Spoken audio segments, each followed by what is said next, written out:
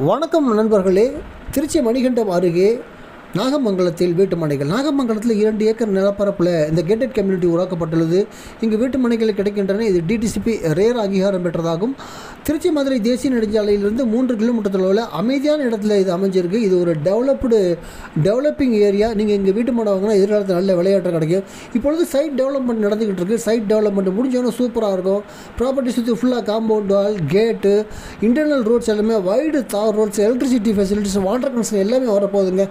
சதுரடி விலை வந்து 659, 679, 699 ரூபா.